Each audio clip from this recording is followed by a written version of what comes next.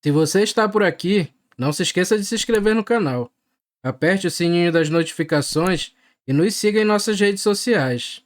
E é claro, se você gostou, nos apoie deixando seu like. Isso nos ajuda bastante. Meu nome é Ronaldo. O que vou compartilhar com vocês foi algo que aconteceu comigo, quando eu era vigilante em um cemitério.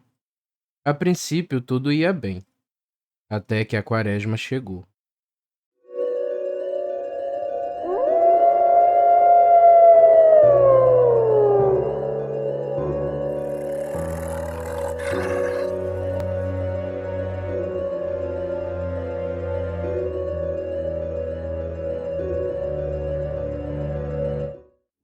Eu fui criado em uma família católica e, como esperado, cresci aprendendo os preceitos dessa religião. Aos domingos íamos à missa e nossos pais sempre nos ensinaram a honrar os sacramentos e tradições, assim como os dias santos. Um período em especial era resguardado acima dos outros em nossa casa, e esse era a quaresma. Durante essa época, nossa mãe mal deixava a gente brincar, e ao cair da noite, cedo nos colocava para dormir. Segundo ela, esse é o tempo em que tudo de ruim tem permissão para andar sobre a terra, e que o mal espreitava na noite, em busca dos desavisados. E por isso deveríamos nos recolher mais cedo. Ela nos contava inúmeros causos sobre pessoas que duvidaram da seriedade da quaresma e se deram muito mal. Naquela época, nós vivíamos em um sítio. Levávamos uma vida humilde e tranquila, típica de cidade pequena do interior. Porém, nunca passamos fome. Não tínhamos luxo, mas vivíamos com conforto. E mesmo em épocas em que meu pai não estava empregado, não tinha tempo ruim, pois recorríamos às nossas hortas e criações. Meu pai era um homem tranquilo e trabalhador. Ele não tinha estudo, mas sempre se esforçou ao máximo em tudo que fazia. Ele dizia que para um trabalhador competente nunca falta emprego, e por isso era importante fazer as coisas com capricho. E realmente, eu nunca vi ele ficar muito tempo desempregado. Eu era o filho mais velho, e tinha dois irmãos menores chamados Paulo e André. Minha mãe se encarregava de cuidar das tarefas do sítio, enquanto meu pai trabalhava fora. E à medida que fui crescendo, fui ganhando mais responsabilidade e ajudava em tudo que podia, assim como meus irmãos, pois lá em casa, cada um fazia a sua parte. Com o passar do tempo, meu pai decidiu me levar junto em seus trabalhos temporários.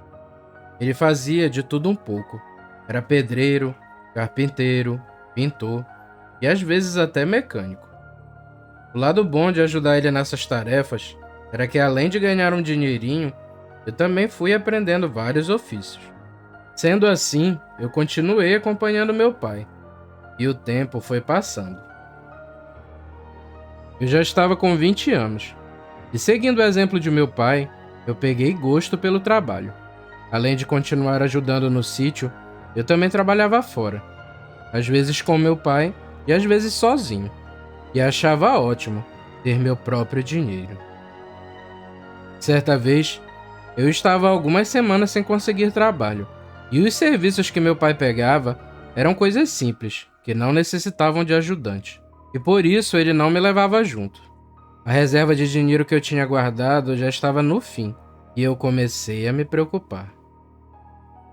Eu saía todos os dias de manhã em busca de algum serviço, mas sempre voltava frustrado, sem ter conseguido nada.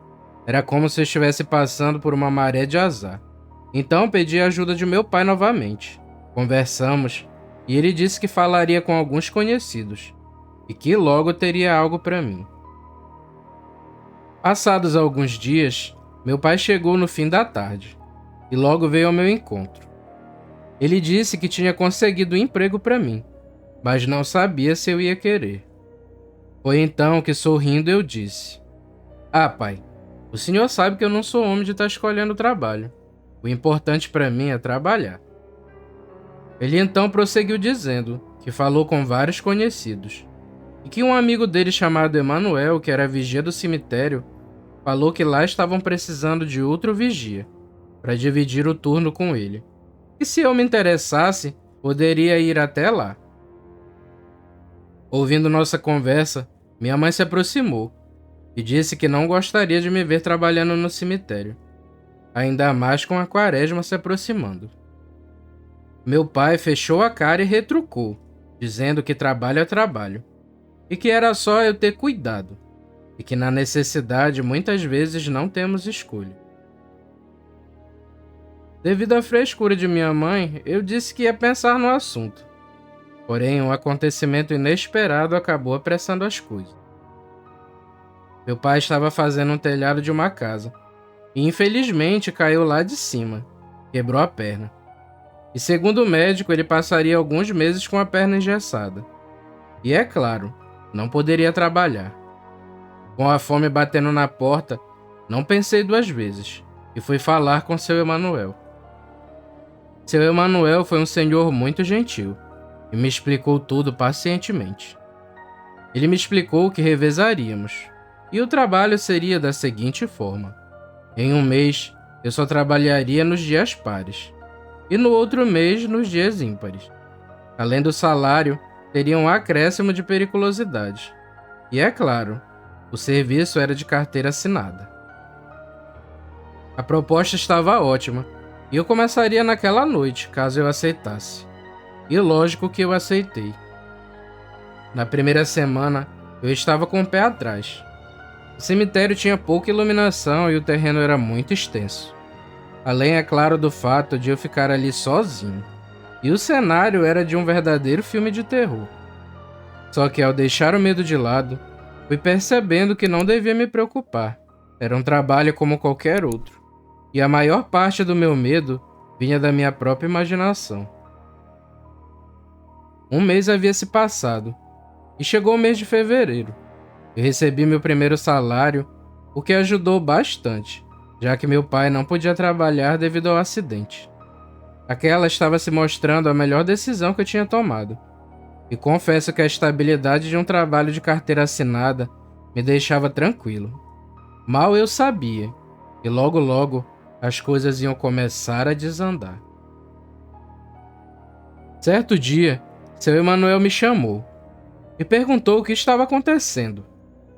Eu fiquei sem saber o que responder e pedi para ele ser mais específico. Ele então me levou até uma das covas mais afastadas, e a mesma estava escavada e aberta. Havia um buraco bem grande, e claramente alguém tinha mexido ali. Seu Emanuel disse que eu devia ficar mais atento, pois esses atos de vandalismo podiam custar o meu emprego. Eu prometi redobrar minha atenção, e ainda fui aconselhado que caso visse qualquer movimento estranho, devia chamar a polícia. Passada uma semana, seu Emanuel novamente me chamou para conversar, e disse que outros túmulos estavam sendo violados, de maneira semelhante. Mas ele alegava que no início de seu turno tudo estava normal, porém próximo ao amanhecer, percebeu que algumas covas estavam violadas. Pensamos em entrar em contato com as autoridades, mas certamente nesse processo perderíamos nossos empregos. Nem eu nem seu Emanuel entendíamos por que alguém faria tal coisa.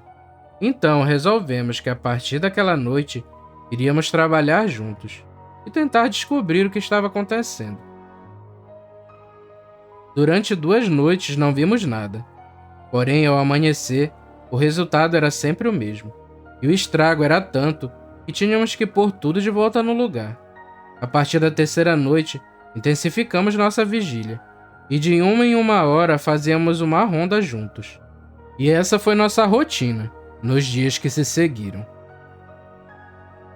Em uma sexta-feira, estávamos trabalhando juntos novamente.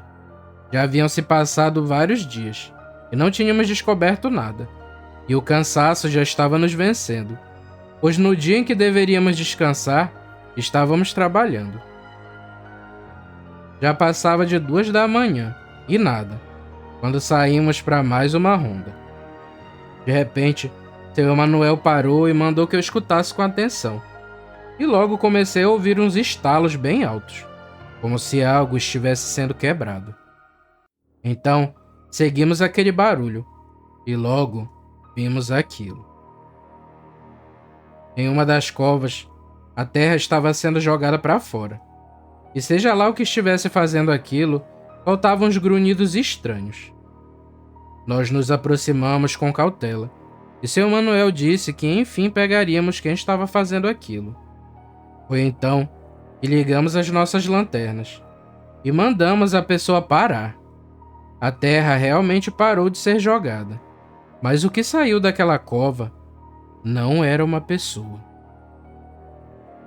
Aquela cabeça protuberante foi a primeira coisa que vimos, e aquele ser foi saindo lentamente. Por alguns segundos ficamos parados, estáticos, totalmente abismados com o que estava à nossa frente. Acho que tinha uns 2 metros de altura. Seu corpo era muito magro. Tinha pelos só em algumas partes, como nos ombros, braços e costas, mas o restante era tomado por feridas, como se estivesse queimado. Tinha grandes orelhas e um focinho alongado. Ele se pôs em 4 patas e veio correndo em nossa direção. Sua traseira ficava mais alta que a dianteira, e enquanto corria, suas orelhas batiam em seu corpo, fazendo um som parecido com palmas. Nesse momento, é lógico que eu e seu Emanuel já estávamos correndo de volta para a casa dos vigias.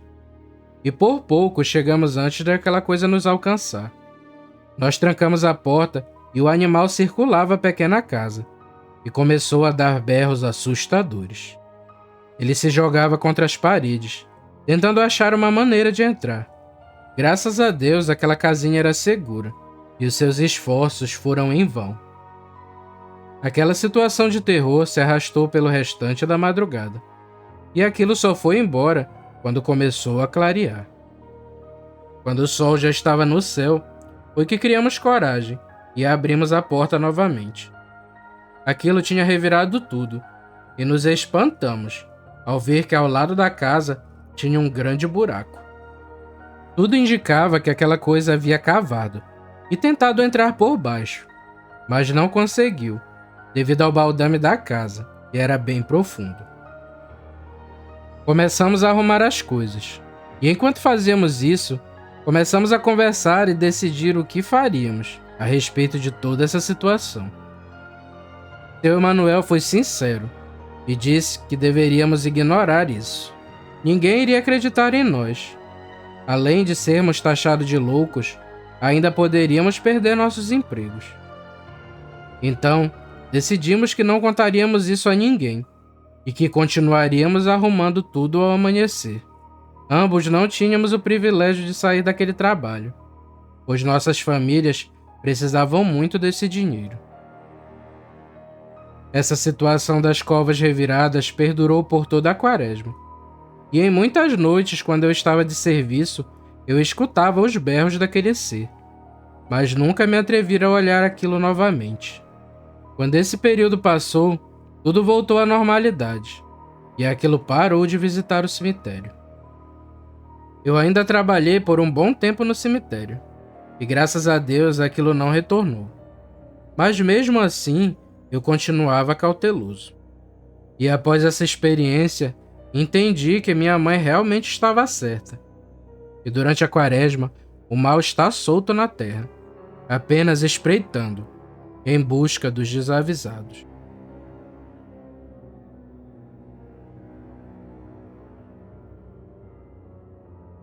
Obrigado por chegar até aqui. Vou te contar um segredo. Quem se inscreve nesse canal está protegido do sobrenatural. Então deixe seu like e siga nossas redes sociais. Isso nos ajuda bastante. Valeu, galera. Fiquem com Deus e tchau.